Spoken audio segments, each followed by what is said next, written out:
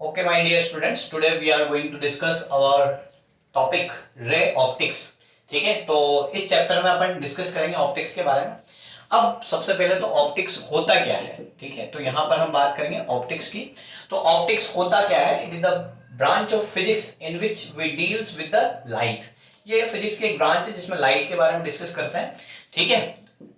Physics की एक branch है जिसके हम लाइट के बारे में पढ़ते हैं, ठीक है। लाइट के बारे में जितनी भी चीजें हैं वो सब किसके अंदर आएगी? ऑप्टिक्स के अंदर। अब लाइट क्या होता है यहाँ पे, ठीक है, तो लाइट के बारे में डिस्कस करें कि लाइट होता क्या है, ठीक है। आपको 9-10 की डेफिनेशन नहीं पढ़ेंगे, light is a form of energy, no, ठीक है। तो यहां पर हम पढ़ेंगे बेटा, light is that part of electromagnetic spectrum which enable us to see various objects. क्या है मींस इसका कि लाइट इलेक्ट्रोमैग्नेटिक वेव है, ठीक है, वेव का एक पार्ट है, ठीक है। लाइट इलेक्ट्रोमैग्नेटिक स्पेक्ट्रम जो होता है, इलेक्ट्रोमैग्नेटिक स्पेक्ट्रम क्या होता है सबसे पहले उसके बारे में डिस्कस कर लेते हैं। जैसे हमारे पास होगी गामा रे, ठीक है, एक्स रे, अल्ट्रा वायलेट रे, यूवी रेज बोलते हैं जिन्हें, ठीक है। तो गामा रे हो गया, एक्स रे हो गया, यूवी रे हो गया। यहां पर विबग्योर, ठीक है, एक्स रे हो गया, ठीक है, gamma ray, x ray, UV ray, VIBGYOR, ठीक है। विबग्योर के बाद अपना इंफ्रारेड रीजन, ठीक है, माइक्रोवेव रीजन, ठीक है। इसके बाद हम बात करेंगे रेडियो वेव।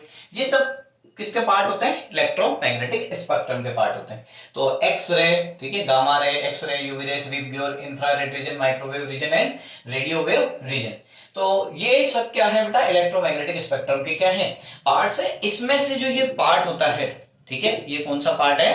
ठीक है, ये पार्ट होता है हमारा विबग्योर वाला रीजन। तो विबग्योर वाला जो रीजन है, ठीक है, इसकी जो वेवलेंथ होती है, विबग्योर वाले रीजन की जो वेवलेंथ होती है वो होती है बेटा 3800 एंगस्ट्रम टू 7600 एंगस्ट्रम। इसको अप्रोक्सीमेटली अपन ऐसे भी लिख सकते हैं 4000 टू 8000 एंगस्ट्रॉम। अब मेरी बात सुनिए, लाइट क्या है? Light is that part of electromagnetic spectrum which enable us to see various object. Means कि ये जो विबग्योर है, ये वो रीजन है जो कि लाइट को देखने में, किसी भी ऑब्जेक्ट को देखने में हमें क्या करता है? हेल्प करता है। और इस पार्ट को हम क्या बोलते हैं? लाइट, ठीक है। ये जो वेवलेंथ होती है, इसकी जो इस पार्ट की जो वेवलेंथ होती है वो होती है 4000 एंगस्ट्रॉम से 8000 एंगस्ट्रॉम। तो लाइट क्या है? एक वेव का पार्ट, ठीक है, वेव बोल सकते हैं, ठीक है। लाइट क्या है? एक वेव, ठीक है, जो कि हमें ऑब्जेक्ट को देखने में क्या करती है? हेल्प करती है, ठीक है। इसके बाद अपन डिस्कस करेंगे इसमें ray optics and wave optics के बारे में। आगे हमारे पास चैप्टर्स हैं ray optics and wave optics. तो सबसे पहले डिस्कस कर लेते हैं कि रे ऑप्टिक्स किसे बोलेंगे और वेव ऑप्टिक्स किसे बोलेंगे। तो यहां पर मैं लिख लेता हूं रे ऑप्टिक्स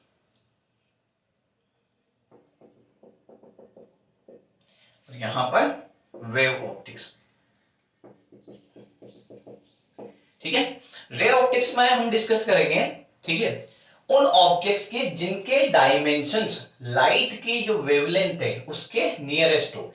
मतलब यहां पर हम जो ऑब्जेक्ट यूज करेंगे, सपोज करो हमने प्रिज्म यूज किया, ग्लास स्लेब यूज किया, तो इनके जो डायमेंशंस होते हैं ये लाइट की वेवलेंथ कितनी होती है? 4000 एंगस्ट्रॉम से 8000 एंगस्ट्रॉम। तो इनकी जो वेवलेंथ होती है ये लाइट की वेवलेंथ के नियरेस्ट होती है। रे ऑप्टिक्स में हम डिस्कस कर रहे हैं डायमेंशंस के। तो dimensions of objects, dimensions of objects, dimensions of objects are, dimensions of objects are much bigger than much bigger than wavelength of light, wavelength of light, ठीक है। तो यहां पर जो लाइट की वेवलेंथ है 4000 एंगस्ट्रॉम से 8000 एंगस्ट्रॉम, उससे कहीं ज्यादा होगी कि इनकी डायमेंशंस, ठीक है। यहां पर हम जो बात करेंगे वेव ऑप्टिक्स की, ठीक है, इसमें तो हम बात कर लेते हैं, सपोज करो प्रिज्म, ठीक है, ग्लास स्लैब, ठीक है, इन सब के बारे में। इसके बाद हम बात करेंगे वेव ऑप्टिक्स की। वेव ऑप्टिक्स क्या होता है? ठीक है, dimensions of object are comparable to wavelength of light. यहां पर क्या होता है, dimensions of objects are comparable to wavelength of light. Means क्या है यहां पे, ठीक है, कि इसमें जो हम डिस्कस करेंगे, जो ऑब्जेक्ट्स के बारे में हम डिस्कस करेंगे, उनकी वेवलेंथ लाइट की वेवलेंथ के नियरेस्ट होती है। मींस क्या है यहाँ पर, जैसे यहाँ पर हम यूज करेंगे स्लिट के बारे में, किसके बारे में डिस्कस करेंगे, स्लिट के बारे में, किसके बारे में डिस्कस करेंगे, होल के बारे में। तो इनकी जो वेवलेंथ होती है, स्लिट की वेवलेंथ, होल की वेवलेंथ, ये क्या होती है, नियरर होती है किसकी, dimensions object are comparable to wavelength of light, और यहाँ पर कैसे होंगे, बहुत ज्यादा होंगे, ठीक है। इसके बाद हम नेक्स्ट टॉपिक डिस्कस करेंगे रे ऑप्टिक्स में, reflection of light, reflection of light. तो देखते हैं रिफ्लेक्शन ऑफ लाइट के बारे में। रिफ्लेक्शन ऑफ लाइट, तो रिफ्लेक्शन ऑफ लाइट होता क्या है, ठीक है, ये हमारे पास रिफ्लेक्टिंग सरफेस होती है, ये हमारे पास इंसिडेंट रे है, ये रिफ्लेक्टेड रे होती है, और सरफेस से, जैसे सपोज करो ये सरफेस है, ठीक है, तो इससे सरफेस से 90 डिग्री पे जो बनता है उसे बोलते हैं बेटा नॉर्मल। तो ये वाली लाइन क्या होगी, नॉर्मल, और ये क्या हो गया हमारे पास, इंसिडेंट एंगल, और ये क्या हो गया हमारे पास, रिफ्लेक्टेड एंगल, ठीक है। तो इंसिडेंट एंगल किस किस के बीच में बनता है, नॉर्मल और इंसिडेंट रे के बीच में। रिफ्लेक्टेड रे एंगल किसके बीच में बनता है, रिफ्लेक्टेड रे और नॉर्मल के बीच में। ये हमारी रिफ्लेक्टेड रे और ये हमारी इंसिडेंट रे। तो यहां पर हम बात करेंगे लॉज ऑफ रिफ्लेक्शन में। तो फर्स्ट जो लॉ है वो है incident angle equal to reflected angle. जितना हमारा इंसिडेंट एंगल होगा उतना का उतना ही हमारा क्या होगा, रिफ्लेक्टेड एंगल। यही हमारा फर्स्ट लॉ है। एंड सेकेंड लॉ क्या है, incident ray, reflected ray and normal all lie in same plane. Means क्या है कि इंसिडेंट रे कौन सी है, ये वाली, रिफ्लेक्टेड रे क्या है, ये वाली, एंड नॉर्मल। अब ध्यान से सुनना, ये सब एक ही प्लेन में है। कैसे है, सपोज करो ये बोर्ड एक प्लेन है, तो इसी प्लेन में ये इंसिडेंट लाइट रे आ रही, इसी में रिफ्लेक्ट होके जा रही, और इसी वाले प्लेन पे हमारा क्या है, सरफेस बना हुआ है। तो incident ray, reflected ray and normal all lie in same plane. Incident ray, reflected ray and normal all lie in same plane। ठीक है, ये हो गया हमारा, ठीक है, रिफ्लेक्शन के दोनों रूल्स। अब इसके बारे में हम आगे डिस्कस करेंगे।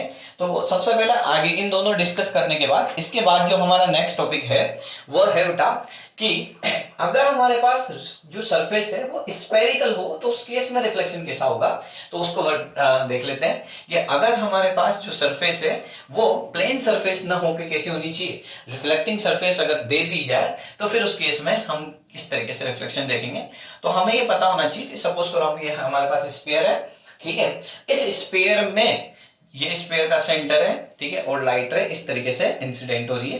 तो ध्यान से सुनना कि जब भी कभी हम रिफ्लेक्टिंग सरफेस, जब भी हम ये स्फेरिकल सरफेस के लिए, ठीक है, नॉर्मल प्रोड्यूस करेंगे, तो वो जो नॉर्मल होगा वो हमेशा कहां से पास होना चाहिए, सर्कल के सेंटर से पास होना चाहिए, या स्फीयर के कहां से पास होना चाहिए, सेंटर से पास होना चाहिए। तो सपोज करो मैंने ये इंसिडेंट रे ली, ठीक है, और यहां पर ये मैंने, ठीक है, नॉर्मल बनाया, और नॉर्मल कहां से पास होना चाहिए, ठीक है, हमारे सर्कल के सेंटर से पास होना चाहिए। तो ये हमारी क्या हो जाएगी, रिफ्लेक्टेड रे।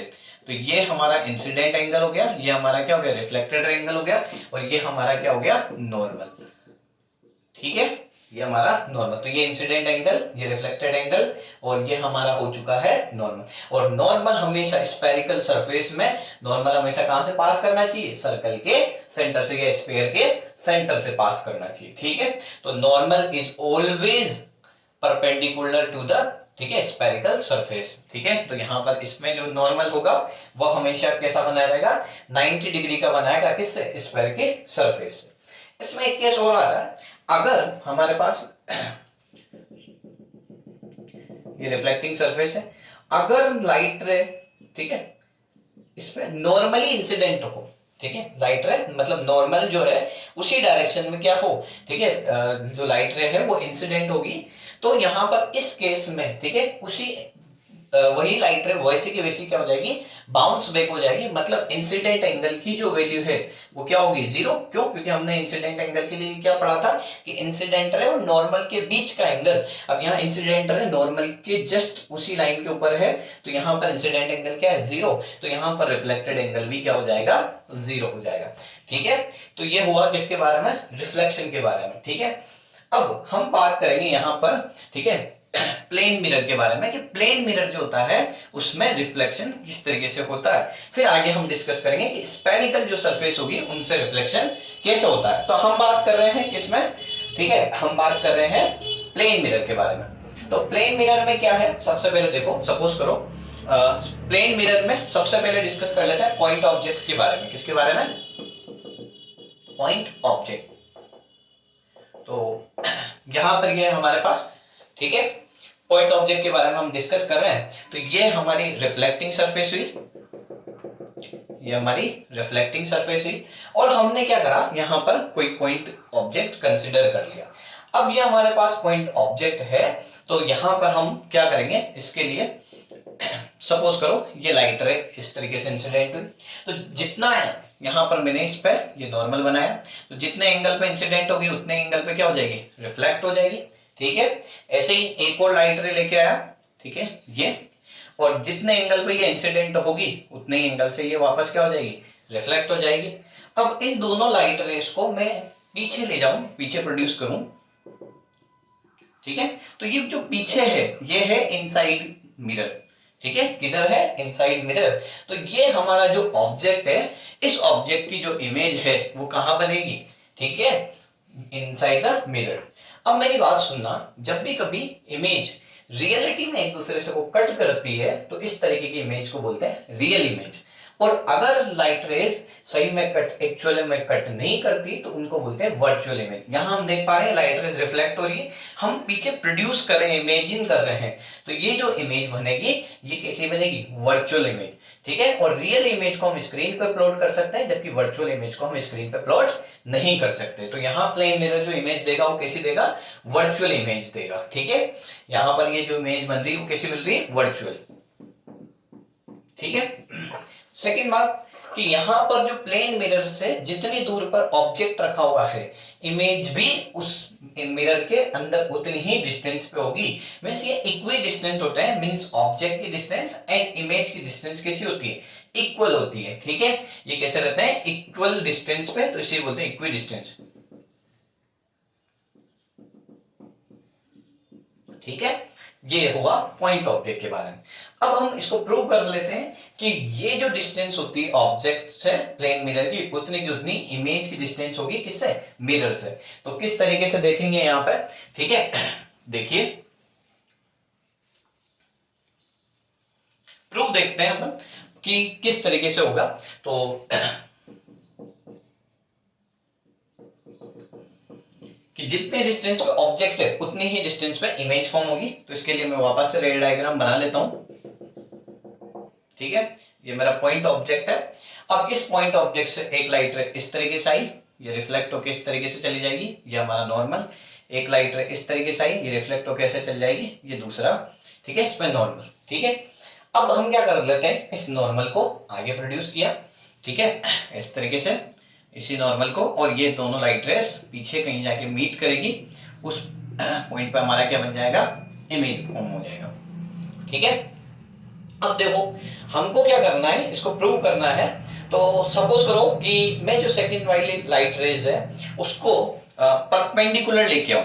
कैसे लेके आऊं, परपेंडिकुलर लेके आऊं, मतलब मैंने एक लाइट रे तो ये लेके आया, इंसिडेंट लाइट रे, ये रिफ्लेक्टेड, ये नॉर्मल, और सेकंड वाली लाइट रे को मैं परपेंडिकुलर लेके आया। तो अभी अपन ने पढ़ा कि अगर इंसिडेंट एंगल और नॉर्मल के बीच में जीरो एंगल है तो रिफ्लेक्टेड रे और नॉर्मल के बीच में भी कैसा एंगल होगा, जीरो होगा। मतलब ये और लाइट रेस इस तरीके से क्या हो जाएगी, यहाँ मीट करेगी, तो इमेज कहाँ बनेगी, यहाँ पर। ये हो गया हमारा ऑब्जेक्ट, ये हो गया हमारा इमेज।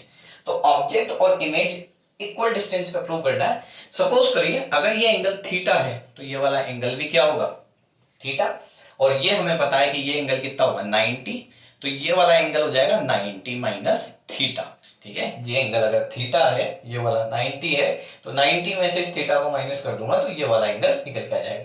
सेम यहां पर होगा कि अगर ये एंगल 90 है, ठीक है, और ये थीटा, अगर ये वाला एंगल थीटा है तो यहां पर ध्यान से देखना, ये जो एंगल है ये वाला भी थीटा एंगल होगा।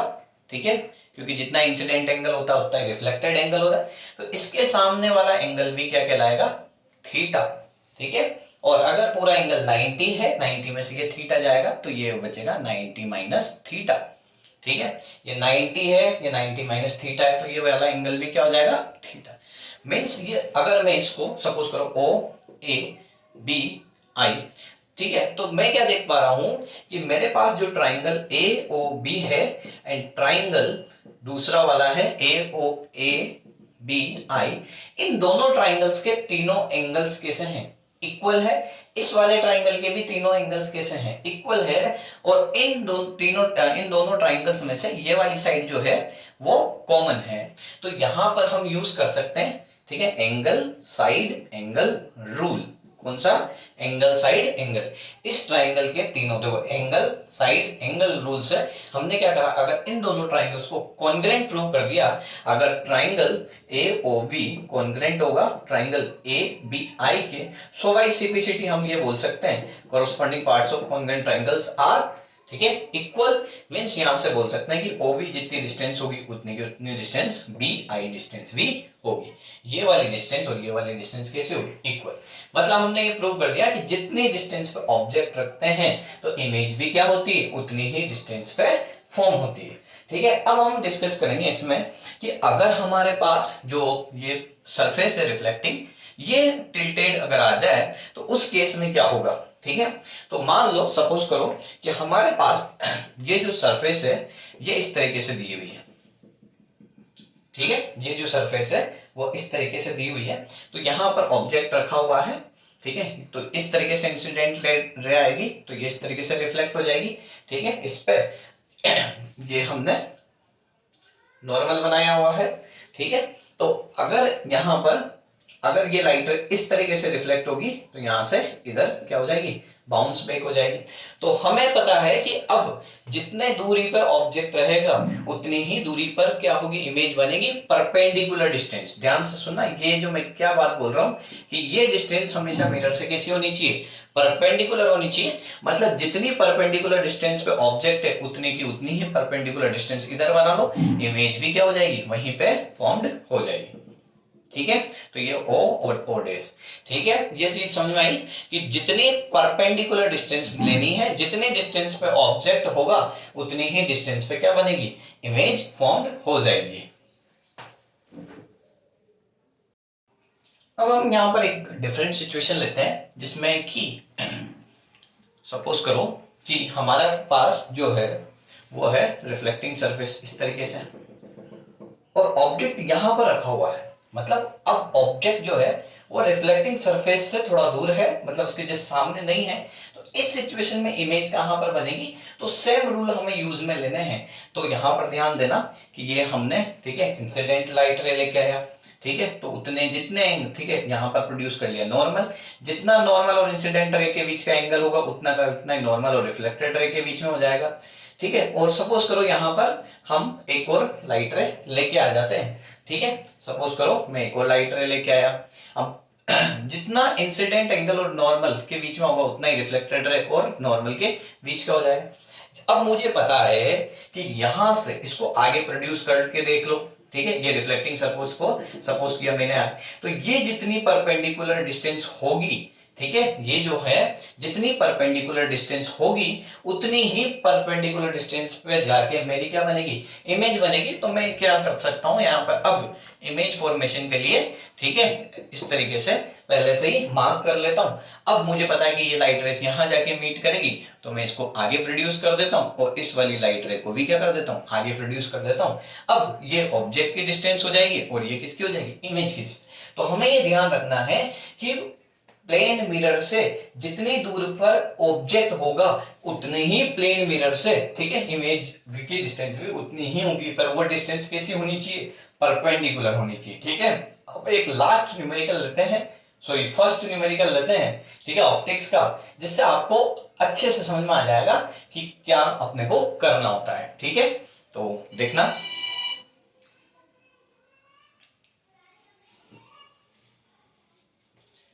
ये हमारे पास क्वेश्चन है और वो क्वेश्चन इस तरीके से है कि सपोज करिए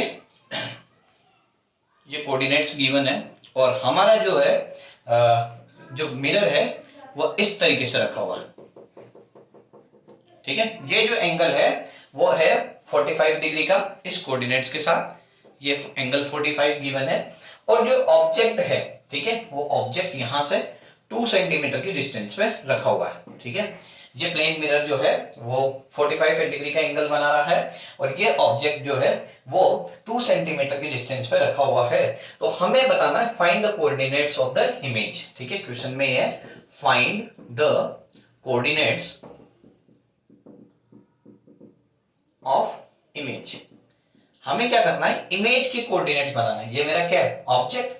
अब कहां पर इस ऑब्जेक्ट की इमेज बनेगी, ठीक है, ये मेरे को फाइंड आउट करना है, ठीक है। तो क्वेश्चन समझ में आया कि जितनी डिस्टेंस पे मेरा ऑब्जेक्ट है उतनी ही डिस्टेंस पे क्या होगा, इमेज बनेगी। पर मैंने आपको एक बात बोली कि प्लेन मिरर से हमेशा एंगल कैसा होना चाहिए, 90 डिग्री मींस। तो इसके लिए सपोज करो मैंने ये प्रोड्यूस किया आगे, अब इस पे ये परपेंडिकुलर ड्रॉ करा, ठीक है। तो जितनी डिस्टेंस ऑब्जेक्ट की होगी उतनी ही डिस्टेंस पे इमेज बनने वाली। तो सपोज करो मैंने इमेज पहले से बना ली, मुझे पता है कि जितनी डिस्टेंस पे ऑब्जेक्ट बन रहेगा प्लेन मिरर से उतनी डिस्टेंस पे मेरी क्या होगी, इमेज फॉर्म होगी, ठीक है। तो मैंने क्या कर दिया, यहाँ पहले से ही क्या कर लिया, इमेज फॉर्मेशन बना ली है। अब इसके बाद क्या होगा कि मुझे पता है कि ये वाला जो एंगल है वो कितना है, 90 डिग्री का है, ये वाला एंगल 90 है और अगर मैं इसको आगे प्रोड्यूस करूं तो ये जो एंगल बनेगा वो भी कितने का बनेगा, 45 का। और ये एंगल 45 है तो इसके जस्ट सामने वाला वर्टिकली अपोजिट एंगल से 45 हो जाएगा। तो यहां पर ये जो रिमेनिंग पार्ट है ये भी कितना हो जाएगा, 45 का। अब ये मेरे पास 90 है, ये 45 है, तो ये वाला एंगल कितना हो जाएगा, 45। और ये डिस्टेंस मुझे गिवन है क्वेश्चन में 2 सेंटीमीटर, ठीक है। क्वेश्चन में गिवन है कि ऑब्जेक्ट जो है वो 2 सेंटीमीटर के डिस्टेंस पे। तो मुझे पता है यहाँ पर ये 45 है, तो इसका जो कंपोनेंट आएगा, मतलब ये वाली जो लेंथ है, ठीक है, ये जो है ये आ जाएगी 2 cos 45, ठीक है। तो यहाँ पर 2 cos 45 जो है वो कितना हो जाएगा, 1/√2। तो यहाँ पर ये आ गया मेरे पास 2/√2, मतलब मैं बोल सकता हूं यहां से √2 इंटू √2 अपॉन √2। तो ये हमारे पास आ चुकी है डिस्टेंस √2 की, ठीक है। इसको ऐसे भी निकाल सकते हो आप कि ये जो 45 है, ठीक है, और ये 45 है, ये 90, तो ये 2 है तो ये √2 होगी और ये वाली डिस्टेंस भी √2 होगी। पाइथागोरस थ्योरम से हाइपोटेन्यूज का स्क्वायर इक्वल्स टू परपेंडिकुलर का स्क्वायर प्लस बेस का स्क्वायर, क्योंकि 90 डिग्री के सामने वाला ये 2 है तो ये होगा √2 और ये भी क्या होगा, √2। अब मुझे पता है कि ये डिस्टेंस √2 है तो ये वाली डिस्टेंस भी क्या होगी, √2 होगी। अब कैसे भी करके मुझे पता करनी होगी ये वाली, ताकि मैं क्या बता सकता हूं, इससे कोऑर्डिनेट्स बता सकता हूं कि इसके कोऑर्डिनेट्स क्या होगा। मतलब ये एक्स जो वाई एक्सिस है उस पे तो है ही सही, पर यहां पर जो है ये एक्स पे तो कुछ नहीं चला, तो एक्स तो क्या हो जाएगी, 0, ठीक है। पर y की वैल्यू मुझे पता लगेगी जब मुझे ये लेंथ फाइंड आउट हो जाएगी। और इस लेंथ को फाइंड आउट करने के लिए मैं क्या यूज कर लेता हूं, ठीक है, मैं यूज कर लेता हूं पाइथागोरस थ्योरम, ठीक है। क्योंकि यहां पर ये 45 90 हो जाएगा, ये √2 कितनी हो जाएगी डिस्टेंस, 2√2। तो ये तो 2√2 हुई, ये हमारे पास 2 है, ठीक है, मींस हाइपोटेनियस है हमारे पास और ये 2 है। तो यहां से हम क्या कर सकते हैं, इस डिस्टेंस को निकाल सकते हैं, या फिर आपको डायरेक्ट ट्रिक पता होगी कि अगर ये 2 हो ये 2 हो तो यहां पर क्या हो जाता है, 2√2, ठीक है। जब भी कभी ये लेंथ और ये लेंथ सेम हो तो सामने हाइपोटेन्यूज क्या आ जाता है, 2√2 आ जाता है, ठीक है। या फिर आप पाइथागोरस थ्योरम से भी निकाल सकते हो, कैसे निकाला, ठीक है, हाइपोटेन्यूज का स्क्वायर इक्वल्स टू परपेंडिकुलर का स्क्वायर प्लस बेस का स्क्वायर। हाइपोटेनियस 90 डिग्री के सामने वाला मुझे √2 इन √2 कितना गिवन है, 2√2, ठीक है। तो 2√2 का स्क्वायर, परपेंडिकुलर कितना गिवन है 2, तो यहां से हम क्या निकाल सकते हैं बेस की वैल्यू, और मुझे पता है कि यहाँ 2 होगा तो यहाँ पर भी क्या होगा 2। तो यहाँ पर अगर ये डिस्टेंस पता है तो मुझे पता करने थे इमेज के कोऑर्डिनेट्स। तो यहाँ पर इमेज जो है वो एक्स एक्सिस पे कितना चला 0 और वाई एक्सिस पे कितना चला नेगेटिव में चला, क्योंकि ये ठीक है सरफेस से नीचे जा रहा है। तो यहाँ पर क्या हो जाएगा इसके कोऑर्डिनेट्स 0,-2। ठीक है। तो किस तरीके से करा, सबसे पहले हमने ऑब्जेक्ट 2 सेंटीमीटर की डिस्टेंस पे गिवन था तो यहाँ पर 90 डिग्री बनाया, ठीक है। और ये जो एंगल था 45, तो ये हो गया 45, ये वाला भी 45, ठीक है। तो यहाँ 90 और 45 से ये 45 निकाल लिया। फिर मैंने क्या करा यहाँ पर कि यहाँ पर मैंने देखा कि इसका एक कंपोनेंट निकाल के इसकी वैल्यू क्या निकल के आ गई √2। अगर ये डिस्टेंस √2 है तो ये वाली डिस्टेंस भी √2 होगी, और इन दोनों डिस्टेंस को कंबाइन किया तो यहाँ पर मेरे पास क्या आ गया 2√2। और ये डिस्टेंस मुझे पता है, ये डिस्टेंस पता है, तो मैंने पाइथागोरस थ्योरम की हेल्प से ये वाली डिस्टेंस निकाली, तो वो कितनी आई 2। इस तरीके से इसके कोऑर्डिनेट्स कितने आ जाएंगे 0,-2। ठीक है। आज की वीडियो में इतना ही, मिलते हैं नेक्स्ट वीडियो में।